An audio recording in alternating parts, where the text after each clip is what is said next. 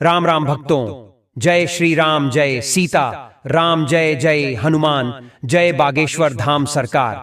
भक्तों, रक्षाबंधन के त्योहार की तैयारियां बहनें 1 महीने पहले ही करना शुरू कर देती हैं। भाई के लिए चुन चुन के सबसे सुंदर और अनोखी राखी बाजार से लेती हैं, जिनमें उनका प्यार भी झलकता है।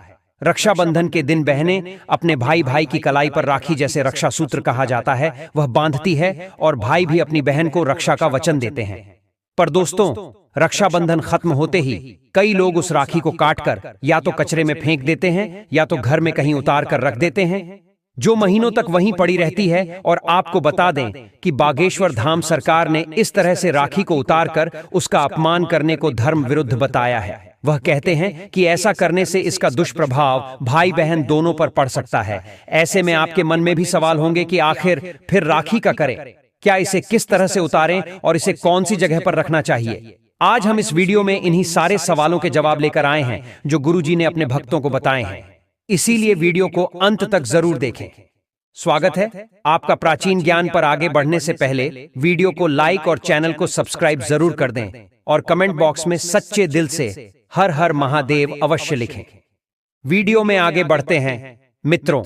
रक्षाबंधन पर सबसे पहले घर के मंदिर में पूजा पाठ हो जाने के बाद भगवान गणेश को राखी अवश्य बांधें और फिर अंत में भाई की कलाई के लिए थाली सजाओ।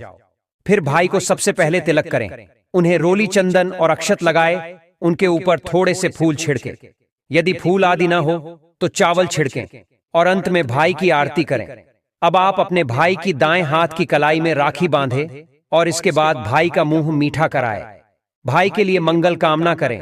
राखी बांधने के बाद भाई भी अपनी बहनों को रक्षा का वचन दे कि बहन तेरी सदा में रक्षा करूंगा, तेरी हर जिद पूरी करूंगा, तेरी हर इच्छा पूरी करूंगा। माँ बाप नहीं है तो माँ बाप की कमी को पूरा करूंगा, पिता बनकर हर इच्छा पूरी करूंगा, माँ बनकर तेरा पालन पोषण करूंगा।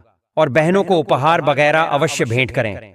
मित्रों, चलिए अब जानते हैं साल 2024 में रक्षाबंधन का त्योहार को कब मनाया जाएगा। भक्तों, पूर्णिमा तिथि की शुरुआत 19 अगस्त की सुबह 3:04 पर हो रही है और पूर्णिमा तिथि की समाप्ति 19 अगस्त को ही रात में 11:55 पर हो रही है। ऐसे में उदया तिथि के आधार पर रक्षाबंधन का त्योहार 19 अगस्त यानी सोमवार के दिन मनाया जाएगा।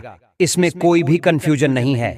दोस्तों, रक्षाबंधन 2024 भद्रा का समय इस साल रक्षाबंधन के दिन भद्रा का साया रहेगा और रक्षाबंधन पर भद्रा के प्रारंभ का समय सुबह में 5:53 पर है। उसके बाद वह दोपहर 1:32 तक रहेगा। इस भद्रा का वास पाताल लोक में है। हालांकि कई विद्वानों का मत है कि यदि भद्रा का वास स्थान पाताल या फिर स्वर्ग लोक में है तो वह पृथ्वी पर रहने वाले लोगों के लिए अशुभ नहीं होती है, उसे शुभ माना जाता है। लेकिन कई शुभ कार्यों में पाताल की भद्रा को नजरअंदाज नहीं करते हैं।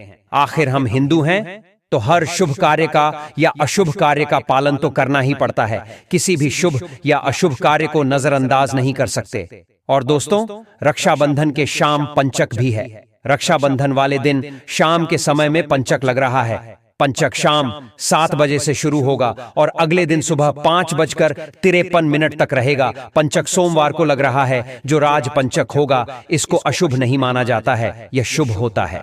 भक्तों, आप जानते हैं सबसे इंपॉर्टेंट बात, रक्षाबंधन का शुभ मुहूर्त। देखिए, 19 अगस्त को रक्षाबंधन का मुहूर्त दोपहर में 1:30 से लेकर रात 9:08 तक है। उस दिन भाइयों को राखी बांधने के लिए 7 घंटे 38 मिनट तक का समय मिलेगा। भक्तों, अक्सर हम रक्षाबंधन वाले दिन बहुत उत्साहित होते हैं। राखी बंधवाने के लिए अपनी बहन का इंतजार करते हैं कि कब हमारी बहन हमारी कलाई पर राखी बांधेगी। किंतु उस त्योहार के पश्चात हम बंधे हुए उस रक्षा सूत्र पर ध्यान ही नहीं देते। कई लोग तो उसी दिन राखी को उतारकर कहीं रख देते हैं या कहीं फेंक देते हैं। इन सब के बारे में बागेश्वर धाम सरकार गुरुजी का कहना है कि ऐसा करना न सिर्फ आपके लिए बल्कि आपकी बहन के जीवन पर भी दुष्प्रभाव डाल सकता है।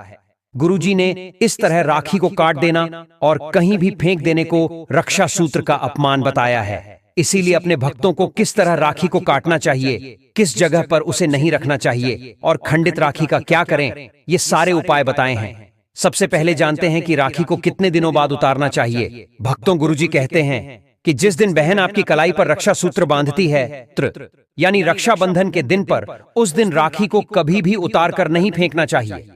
जैसे हम राखी बांधने के लिए शुभ मुहूर्त का और शुभ दिन का चुनाव करते हैं, ठीक उसी तरह रक्षा सूत्र को उतारने के लिए भी आपको सही दिन का चुनाव करना आवश्यक होता है। इसलिए यदि रक्षाबंधन वाले दिन आपकी राखी खुल भी जाती है तो आप या तो अपनी बहन से फिर से बनवा लें, अन्यथा घर में किसी और से फिर से गांठ लगवा लें, किंतु उसे उतार कर ना रखें। उस दिन रक्षा सूत्र को अपनी कलाई पर बंधी रहने दें। वैसे गुरुजी कहते हैं कि जब तक राखी अपने आप कलाई से उतरने लगे तब तक उसे नहीं उतारना चाहिए, किंतु यदि आपको रक्षा सूत्र को उतारना ही है तो रक्षाबंधन के दूसरे दिन स्नान के पश्चात मंदिर में ईश्वर के सामने इस राखी को उतार दें, और यदि आवश्यक हो तो राखी को कम से कम 5 दिनों तक या जब तक राखी खुद खुल नहीं जाती तब तक बांधे रहे। भक्तों, गुरुजी ने यह भी बताया है कि रक्षा सूत्र को किस तरह कलाई से उतारना चाहिए। कई लोग राखी को कैंची से या चाकू से काटकर निकाल देते हैं। गुरुजी कहते हैं कि ऐसा करना बहुत अशुभ होता है। ऐसी गलती कभी ना करें। कभी भी किसी भी धार वाली वस्तु जैसे कैंची, चाकू, इन वस्तुओं से नहीं काटना चाहिए। रक्षा सूत्र को हमेशा ही आपको हाथ से बांधी गई घाट खुलती है तो ठीक नहीं तो आप इसे हाथ से चीर कर भी तोड़ सकते हैं, तो इसे इन चीजों से कभी भी नहीं काटना चाहिए। इससे अपशगुन माना जाता है। रक्षा सूत्र भाई बहन के प्यार का, विश्वास और आपसी भाव का प्रतीक माना जाता है। कैंची और धार वाली चीजें राहु का प्रतीक होती हैं, तो रक्षा सूत्र को इन चीजों से काटने से आप पर और आपकी की बहन पर राहु प्रभाव पड़ सकता है, और राहु भाई बहन के आपसी स्नेह और भाव को परिवर्तित करने की क्षमता रखता है। इसीलिए गुरुजी कहते हैं कि ऐसी गलती भूल से भी न करें। बात करते हैं, यदि आपने राखी को उतारकर कहीं भी फेंक दिया है तो इसके कौन से प्रभाव आप पर पड़ सकते हैं। गुरुजी ने भक्तों को रक्षा सूत्र की महिमा बताते हुए कहा है कि यह प्रथा तब से शुरू हुई जब कृष्ण स्वयं द्रौपदी की रक्षा के लिए सभा में पधारे थे, क्योंकि द्रौपदी ने श्री कृष्ण की कलाई से बहते खून को रोकने के लिए अपनी साड़ी के गुर्दे को उनकी कलाई पर बांधा था, और उस वक्त श्री कृष्ण ने उसे उनकी रक्षा का वचन दिया था। इसीलिए हर भाई बहन की कलाई पर रक्षा सूत्र बांधती है और भाई से अपनी रक्षा का वचन लेती है। ऐसे पवित्र रक्षा सूत्र को आप यदि कचरे में या घर के किसी कोने में फेंक देते हैं तो इसका दुष्प्रभाव न सिर्फ आप पर बल्कि आपकी बहन के जीवन पर भी पड़ सकता है। गुरुजी ने साफ साफ शब्दों में कहा है कि राखी को कभी भी कैंची से काटकर कचरे में या घर के कोने में नहीं फेंकना चाहिए। शास्त्रों में भी इसका उल्लेख मिलता है कि रक्षा सूत्र केवल एक धागा मात्र नहीं किंतु बहन की दुआओं का प्रतीक होता है। इसके बने रहने से आप पर कष्ट और मुसीबतें नहीं आती हैं। सूत्र को फेंकने से आपके जीवन पर तो इसका दुष्प्रभाव दिखाई पड़ता ही है, साथ में आपकी बहन के साथ भी आपके संबंध में खटास पैदा हो सकती है। इसलिए अगर आप भी आज तक यह गलती करते आए हैं तो इस बात का विशेष ख्याल रखें। रक्षा सूत्र को उतारने के बाद आखिर इसे कहां रखना चाहिए जिससे इसका दुष्प्रभाव भी भाई बहन के रिश्ते पर न पड़े। इसका सबसे सरल और असरदार उपाय गुरुजी ने अपने भक्तों को करने को कहा। गुरुजी कहते हैं कि रक्षा सूत्र को उतारने के बाद इसे आप जहां गायों को बांधा जाता है या जहां गौशाला है वहां अगर कोई की खूंटा बना हुआ है तो बाहर रक्षा सूत्र को बांधना चाहिए। गौमाता में 33 कोटि देवी देवताओं का वास होता है। गौशाला लगी जमीन गौमूत्र से पवित्र होती है। इससे अधिक पवित्र जगह आपको संसार में कहीं नहीं मिल सकती। गौशाला में रक्षा सूत्र बांधकर आप अपनी रक्षा का भार गौमाता को सौंप देते हैं, इसलिए उसके बाद आपका कोई बाल भी बांका नहीं कर सकता। गुरुजी कहते हैं कि श्री कृष्ण स्वयं गौमाता के दीवाने हैं। श्री कृष्ण जी को गायों से कितना प्रेम है यह बात किसी से छुपी नहीं। ऐसे में यदि आप रक्षा सूत्र को गौशाला में या जहां अक्सर गाय वास करती है वहां बांध आते हैं तो आपके लिए बहुत ही शुभ होता है। इससे रक्षा सूत्र का अपमान भी नहीं होता। गुरुजी ने एक और उपाय भी बताया है। यदि आपके आसपास गौशाला नहीं है तो आपको रक्षा सूत्र को पीपल के पेड़ की जड़ों में भी डाल सकते हैं।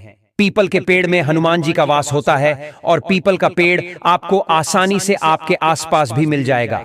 गुरुजी बताते हैं कि ऐसा करने से हनुमान जी स्वयं भाई बहन के रिश्ते की, उनके प्रेम भाव की रक्षा का भार स्वयं ले लेते हैं। तो यदि आपके आसपास गौशाला नहीं है तो आप पीपल के पेड़ की जड़ों में भी अपनी उतारी हुई राखी को रख सकते हैं। अगर आप रक्षा सूत्र को लाल कपड़े में बांधकर पीपल के पेड़ के नीचे रख देते हैं तो ज्यादा शुभ माना जाता है। तो दोस्तों, इस रक्षाबंधन आप भी अपनी राखी को गुरुजी के बताए हुए उपायों के साथ उतारें और गौशाला में या पीपल के पेड़ की जड़ों में रख दें।